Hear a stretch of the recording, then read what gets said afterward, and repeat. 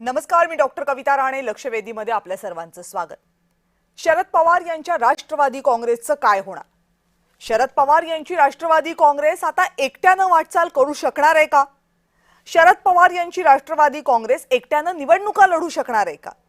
शरद पवार यांच्यानंतर पक्षामधल्या त्यांच्या ताकदीचा नेता नेमका कोण? हे सगळे प्रश्न आता खरं तर महाराष्ट्राला नवे राहिलेले नाहीयेत. राष्ट्रवादी काँग्रेसमध्ये अजित पवारांनी बंड केल्यापासून हे प्रश्न कायम विचारले जातात आणि ते प्रश्न गैरलागूही नाहीयेत. कारण अजित पवार यांनी शरद पवारांशी फारकत घेतल्यानंतर पक्षातली सगळी महत्त्वाची फळी, कार्यकर्त्यांची ताकद ते त्यांच्या सोबत घेऊन गेले. मग पक्षाचं नाव आणि चिन्हही त्यांच्याकडे गेलं. लोकसभेच्या निवडणुकीत शरद पवार यांचा पक्ष तगला, पण विधानसभेच्या निवडणुकीनंतर मात्र या पक्षाची अवस्था कठीण व्हायला लागली. आहेत ते आमदार आणि खासदार टिकवणं हेच मोठं आव्हान बनलं. अजित पवार यांनी विलिनीकरणाचा प्रस्ताव ठेवला होता, पण काहीही प्रत्यक्षात येण्याच्या आतच दादांचा अपघाती मृत्यू झाला. त्यानंतर मात्र राष्ट्रवादी काँग्रेसनं शरद पवार यांच्यासाठी दरवाजे जणू बंदच केले. शरद पवार यांची तीच राष्ट्रवादी काँग्रेस आता काँग्रेसमध्ये विलीन होऊ शकते अशा शक्यता व्यक्त होतात. कुणी त्या शक्यतांच्या बाजूने बोलतंय, कुणी त्याच्या विरोधात बोलतंय. शरद पवार यांना आता वयाच्या मर्यादा आहेत. सुप्रिया सुळे यांचं राजकारण प्रामुख्यानं संसदेतलं आहे. पक्षातले मोठे चेहरे सध्या बरेचसे निरुत्साहीच आहेत. रोहित पवारांसारखे तरुण चेहरे आपल्याच वाटेवर चाललेत. आता या सगळ्या परिस्थितीमध्ये पक्ष टिकवणं सोपं नाहीये. काँग्रेस आणि पवारांच्या पक्षाची विचारधारा सारखीच आहे, पण त्याला सत्तेची जोड नाहीये. विचारधारेवर टिकून राजकारण होऊ शकतं हा विश्वास देणारा हा काळही नाहीये आणि तसे नेतेही नाहीयेत. त्यामुळे शरद पवार यांच्या राष्ट्रवादीला अस्तित्वासाठी आता मोठा निर्णय घ्यावा लागणार आहे. अर्थात काँग्रेसमध्ये विलिनीकरणाचा निर्णय पवारांनी घेतला तर त्याचा पवारांच्या राष्ट्रवादीला किती फायदा होईल माहित नाही, पण भाजपला मात्र फायदा होईल. त्यामुळे कोण कोणता निर्णय घेतो हे बघताना कोण कुणाच्या फायद्याचा निर्णय घेतो हेही पाहणं या सगळ्याच्या बाबतीत इंटरेस्टिंगच असणार आहे. या सगळ्या संदर्भात आज बोलणार आहोत, पण त्या अगोदर एक नजर टाकूयात काय काय घडलं आजच्या दिवसभरात, कोण कोण काय काय बोललं या संदर्भातल्या स्पेशल रिपोर्टवर.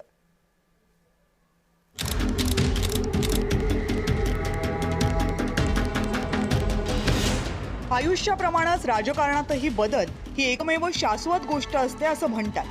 शरद पवारांच्या राष्ट्रवादी काँग्रेसचं बहुधा तसंच होतंय असं म्हणावं लागेल. कारण शरद पवार यांचा पक्ष काँग्रेसमध्ये विलीन होण्याची शक्यता निर्माण झाली आहे. काँग्रेसचे माजी प्रदेशाध्यक्ष नाना पटोले यांनी स्वतःच तशी घोषणा केली आहे. राष्ट्रवादीचं पवार साहेबांचा प्रस्ताव ऑलरेडी त्यांनी दिलेला होता आणि काही कारणात तो उशीर झालेला होता. आदरणीय राहुलजी गांधी असतील, संकेतजी असतील, सोनियाजी गांधी असतील, या सगळ्या मतदानाला, कारण की देश महत्वाचा आहे, देशातल्या संविधानिक व्यवस्था महत्वाची आहे, संविधान महत्वाचं आहे आणि काँग्रेस हायकमांड या सगळ्या गोष्टीचं त्यावरचं आता मोठ्या प्रमाणात विचारवंतन आणि कामाला सुरुवात झालेली आहे आणि तेच आपण सगळेजण बघतोय. कुणाला असं वाटू शकतं की काँग्रेस त्यांना हवे ते दावे करते, पण तसं नाहीये. कारण सुप्रिया सुळे यांची यावरची प्रतिक्रिया अत्यंत सूचक आहे.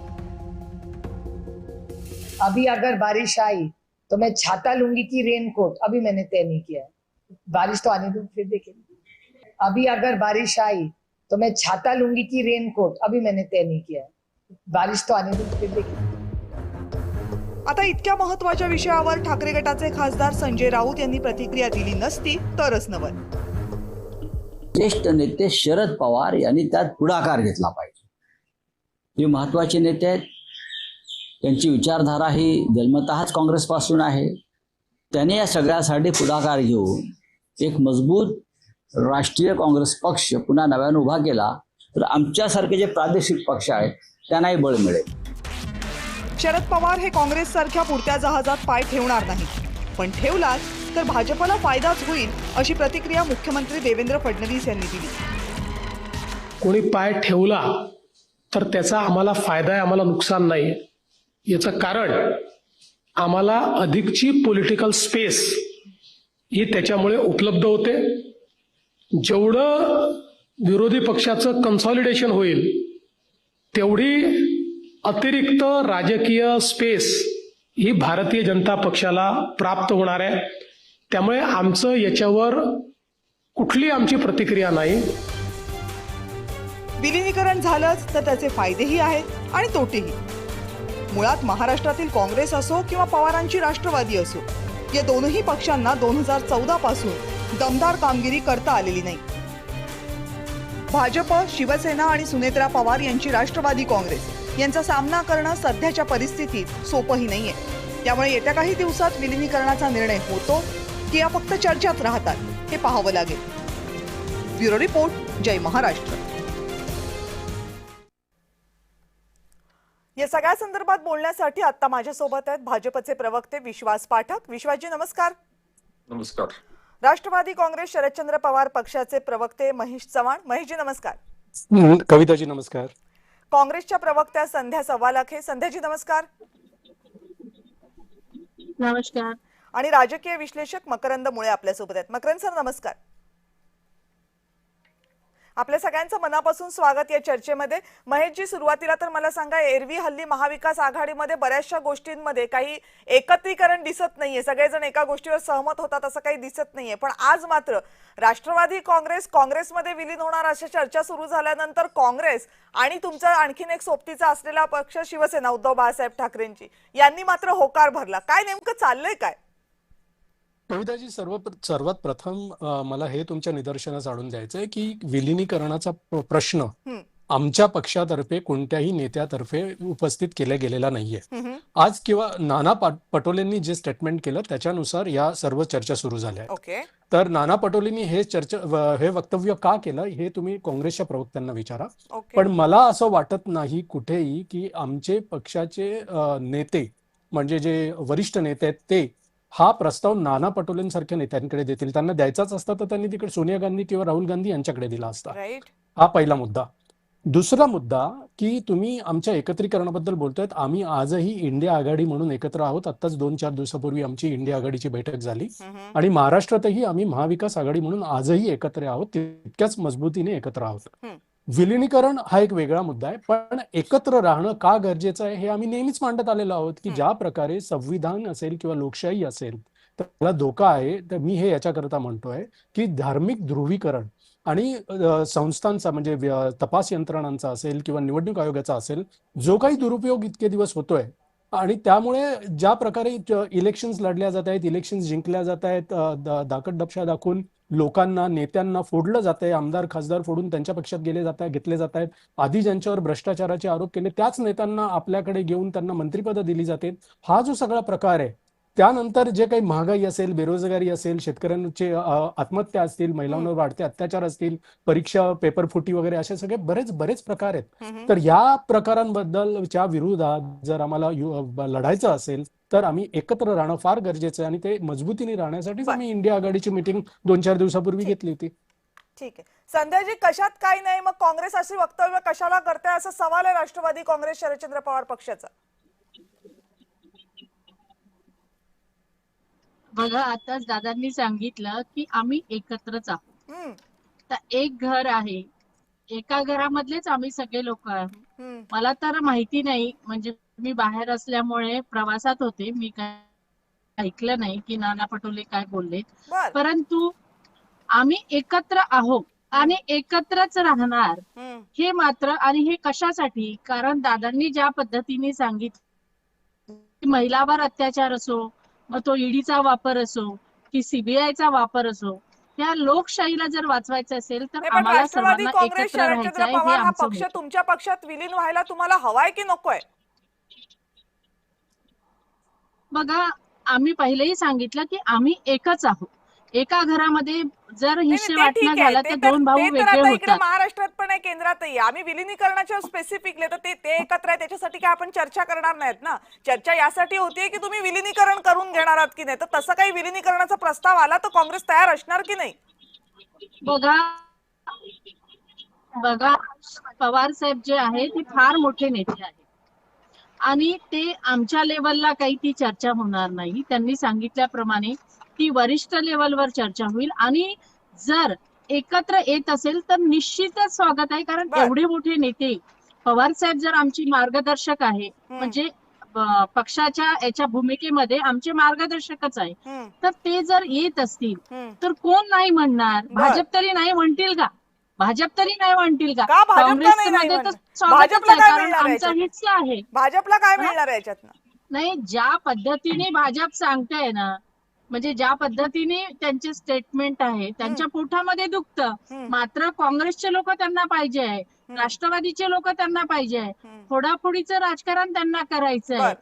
म्हणजे त्यांना हे कळल्यानंतर शरद पवार साहेब आमच्या सोबत येतील हे कळलं जरी तरी त्यांची झोप उडेल.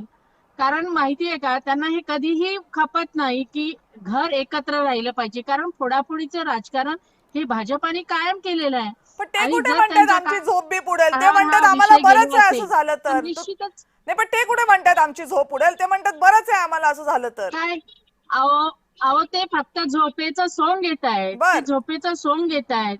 त्यांना खरोखर मनापासून असं वाटतं का विलिनीकरण झालं पाहिजे? बर, वाटतं का कधीच विश्वास वाटू पाटलजी, शकत नाही, वाटतं का कारण तुम्हाला त्यांनी विलिनीकरण झालं घराघरामध्ये भांडणं पाहिजे? लावण्याचं काम केलेलं आहे. मग आता विचारूयात ना आपण, भाजपचे प्रवक्ते आहेत, त्यांना हा, बोलूयात. का नाही? जर हा, बोला बोला विश्वासजी, बोला.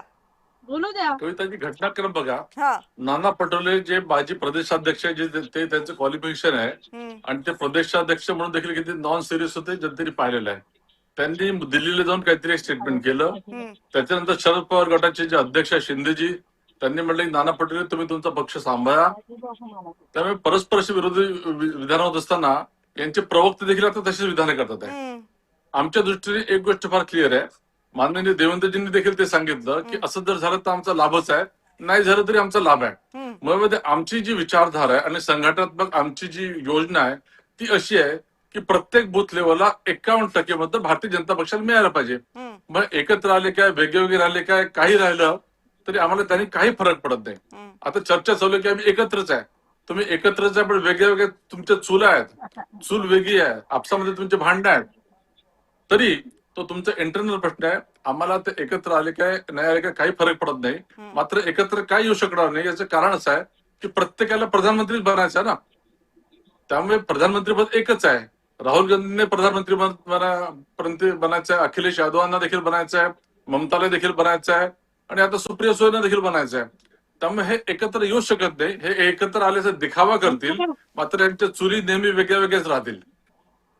बरं, मकरंद सर, या सगळ्यामधला एक गोष्ट आजच्या याच्यामधली एक आश्चर्याची थोडीशी येतोय की देवेंद्र फडणवीस यांनी केलेलं वक्तव्य. देवेंद्र फडणवीसांनी असं म्हटलं की गेले एकत्र तर उलट आम्हाला पॉलिटिकल स्पेस जास्त मिळेल. म्हणजे महाराष्ट्रामध्ये विरोधकांना स्पेस ठेवणार नाही असं जेव्हा जेव्हा देवेंद्र फडणवीस म्हणतात त्यावेळेस जर त्यांना स्पष्टीकरण विचारलं तर कायम ते असं म्हणतात की आम्ही जेव्हा विरोधकांची स्पेस म्हणतो तेव्हा पॉलिटिकल स्पेस वायडन करण्याचा आमचा मुद्दा असतो. आजही त्यांनी त्याच आशयाचं वक्तव्य केलंय. खरंच जर राष्ट्रवादी काँग्रेस शरद पवारांची आणि काँग्रेस एकत्र येणार असेल तर ते भाजपच्या फायद्याचं होणार आहे का? त्यांना जास्तीची पॉलिटिकल स्पेस जेणेकरून जास्तीच्या जागा मिळण्यासाठी फायदा होणार आहे का?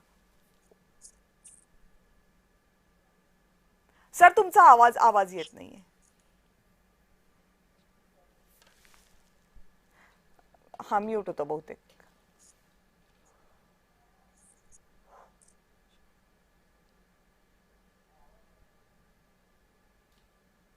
नाही नाही नाही, तुम्ही बघा पुन्हा अनम्यूट केलंय, म्यूट केलंय.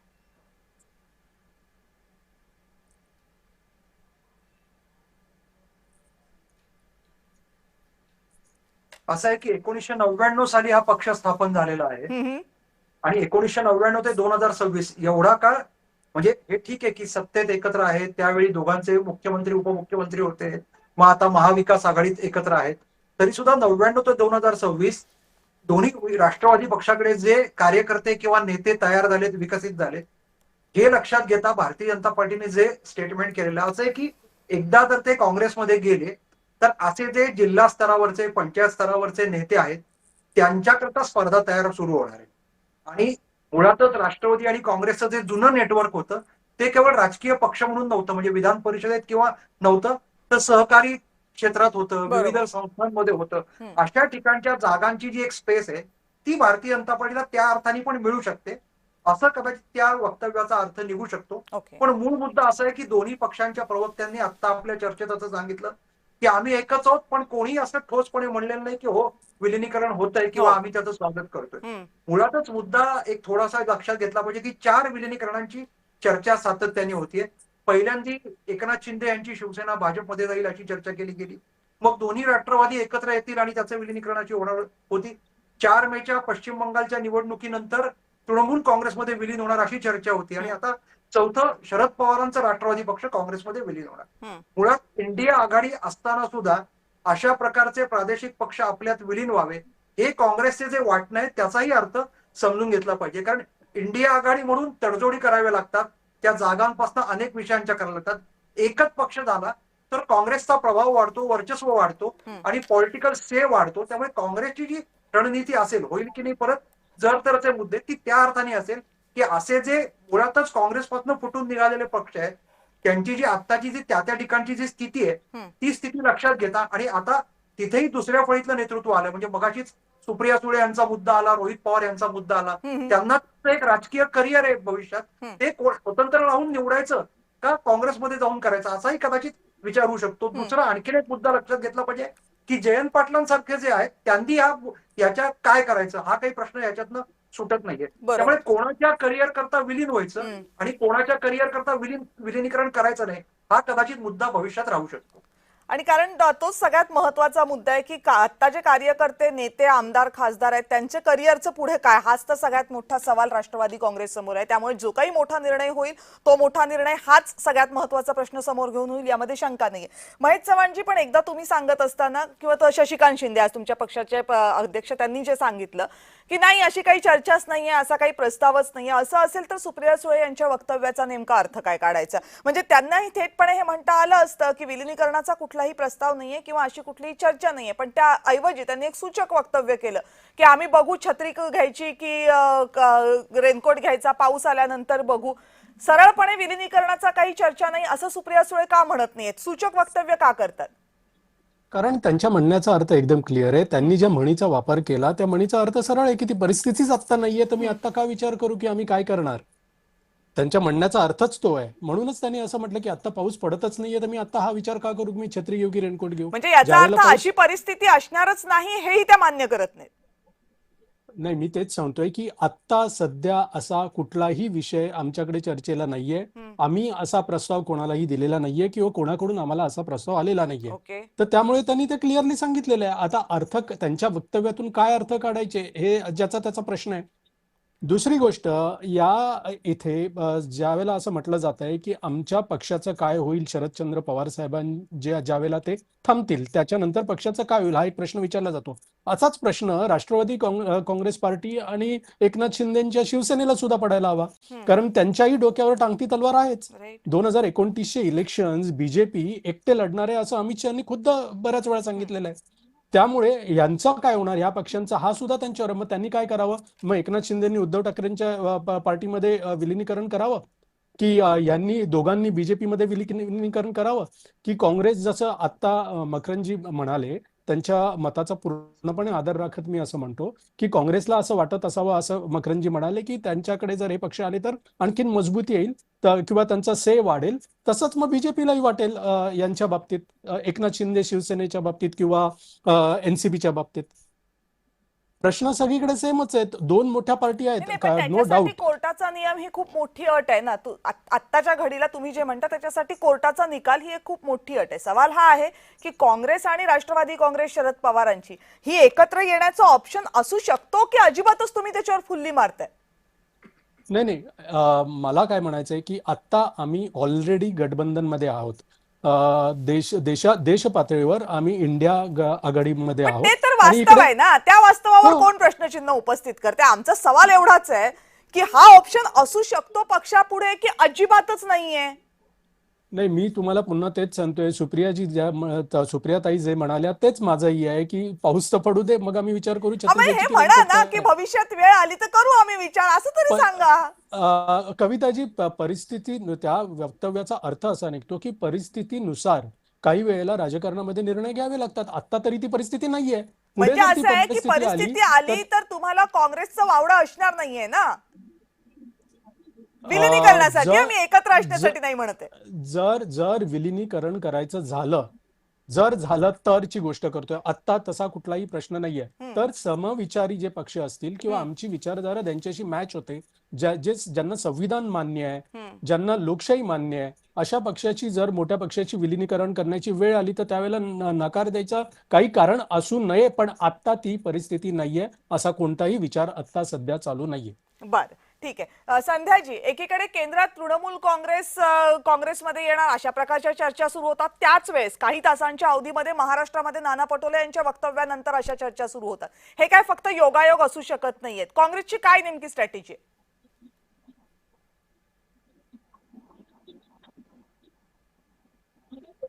दोन प्रश्नाची उत्तरं मी दिली पाहिजे की जर विलिनीकरणाचा कधी वेळ आली तर मात्र आम्ही फोडाफोडीचं किंवा सत्तेच्या लालसेपोटी करतील असं नाही.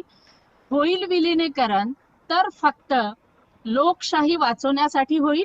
दुसरा प्रश्न हा आहे की यांनी सांगितलं की यांच्याकडे फक्त पंतप्रधान बनण्यासाठी नाही. नाही बघा ना, यांनी जे सांगितलं की सगळेजण जे येत आहेत ते पंतप्रधान बनण्यासाठी, म्हणजे सुप्रियाताई असो, राहुलजी असो, मला हे सांगायचं की आमच्याकडे इच्छा तरी व्यक्त करू शकतो. मला हे सांगायचं आमच्याकडे इच्छा तरी व्यक्त होऊ शकते. यांच्याकडे ती हिंमत नाही कोणाची की मोदीजींच्या नावाला विरोध करतील किंवा इच्छा सुद्धा प्रदर्शित करू शकत नाही. अशी आमचा पक्ष आहे आणि हे दुसऱ्यावर काय बोट दाखवतात. बघा, जर असं काही झालं आणि लोकशाही वाचवण्याची जर वेळ येत असेल तर मला माहिती आहे आम्ही समविचारी आहोत सर्व, आणि अशी वेळ आली तर मी म्हंटल ना, जसं त्यांनी सांगितलं की पाऊस आलाच नाही तर छत्री कशाला उघडा, तर होऊ शकते की जर असं काही झालं तर आम्ही आजही आघाडीमध्ये आहोत आणि जर भविष्यात एकत्र आलो तर यांना काय त्रास आहे. हे जे सांगतात की आम्हाला त्रास नाही, अहो यांना त्रास आहे, कारण यांना माहितीये की हे लोक जर एकत्र आले तर काय होऊ शकतं. म्हणून यांना सांगा की तुम्ही हे जे वाईट चिंतत राहतात ना, हे तुम्ही जास्त काळपर्यंत वाईट चिंतत बसू नका. वेळ सगळ्या गोष्टीचं सोल्युशन आहे आणि वेळ मात्र यांना सगळं काही दाखवेल. का बरं विश्वासजी वाईट चिंतता तुम्ही काँग्रेस आणि बाकीच्या पक्षांबद्दल? बघा, सुप्रियतांच्या स्टेटमेंटचा अर्थ असा आहे की जोपर्यंत मोदीजी आहे आणि जोपर्यंत भारतीय जनता पार्टी आहे, म्हणजे 2050 पर्यंत यांच्या आयुष्यामध्ये पाऊस पडणारच नाही. त्यामुळे रेनकोट आणि छत्री हे दोन्ही कुठेतरी गुंडाळून ठेवलेले आहे. मला असं सांगा की 1999 मध्ये हा जेव्हा पक्ष स्थापन झाला तेव्हा काँग्रेस तर दमदार होता एकदम. कोणी त्यांना ईडीची धमकी दिली, कोणी काय दिली, काय आले, कारण शरद पवारांना प्रधानमंत्रीपदाचे स्वप्न पडत होते. दुसरा मुद्दा, संध्या त्यांनी सांगितले की आमच्या पक्षामध्ये आम्ही इच्छा तरी प्रकट करू शकतो की आम्हाला प्रधानमंत्री व्हायचं आहे. कोणी इच्छा प्रकट केली? इव्हन राहुल गांधी इच्छा प्रकट करत नाही. या सगळ्यांना माहिती आहे की आपण प्रधानमंत्री होऊच शकत नाही. आणि हे इंडिया आघाडी जे आहे ना, हे म्हणतात की डुबने वाले को तिनके का सहारा. पण तुम्हीच मगाशी म्हणालात ना सगळ्यांना इच्छा आहे पंतप्रधान होण्याची, तुम्हीच म्हणालात मगाशी विश्वासजी. नाही, परत ऐकलं नाही काय बोलले तुम्ही. तर तुम्हीच मगाशी म्हणालात ना या सगळ्यांना पंतप्रधान बनायची इच्छा आहे म्हणून ते सगळे एकत्र नाही येऊ शकत. नाही तर मी काय म्हटलं, ममता बॅनर्जी, अखिलेश आणि या सगळ्यांचे नाव घेतले, मी काँग्रेसचे नाव नाही घेतले. आता प्रश्न असे की काँग्रेसमध्ये या काय म्हणतात ते, काँग्रेसमध्ये असं म्हणायची आमच्याकडे पद्धत तरी आहे, पद्धत नाही आहे. स्वतः राहुल गांधी म्हणत नाही कारण त्यांना माहिती आपण बनूच शकत नाही. याच्यामध्ये मुद्दा असा आहे की डुबने वाले को तिनके का सहारा हे जर अमलगमेशन झालं, मर्जर जर झालं, काहीतरी गोंधळ होतोय तुमचा, काहीतरी गोंधळ होतोय तुमचा. महेशजी बोला पटकन, कर वेळ संपत आली. मला कविताजी आत्ताच विश्वासजी असं म्हणाले की 2050 पर्यंत जोपर्यंत मोदीजी आहेत तोपर्यंत सुप्रिया सुळे वगैरे या सगळ्यांना छत्र्या गुंडाळून ठेवाव्या लागतील. आज मोदी 75 वर्षाचे आहेत, 2050 मध्ये 100 वर्षाचे असतील. आणि विश्वास ऐका बरं त्यांना 100 वर्षाचे होतील तेव्हाही त्यांनी पंतप्रधानपदी राहावं अशी त्यांची इच्छा आहे. आणि दुसऱ्या पक्षातल्या लोकांनी पंतप्रधानाची इच्छा या वयात सुद्धा व्यक्त करू नये असं आमचं म्हणणं आहे. देशाची इच्छा म्हणून सारखं निवडून देतात आहे. ठीक आहे. ठीक आहे मकरंजी, शुभेच्छा, मला फक्त शुभेच्छा एक तुम्हाला. मिनिट, झाला आता राजकीय टोलवाटोलवी झाली. मकरंजी, एका प्रश्नाचं याच्यामध्ये उत्तर विचारायला पाहिजे. प्रामुख्यानं असं म्हटलं जातं की जर विरोधी पक्षांचं जितकं कन्सॉलिडेशन होईल तितका भाजपला जास्त फायदा होईल. याचं कारण असं आहे की जेव्हा जेव्हा भाजप विरुद्ध काँग्रेस अशी थेट लढत होते तिथे तिथे भाजपला फायदा मिळण्याचं पर्सेंटेज हे इतर पक्ष सोबत असताना मिळणाऱ्या पर्सेंटेजपेक्षा जास्त आहे.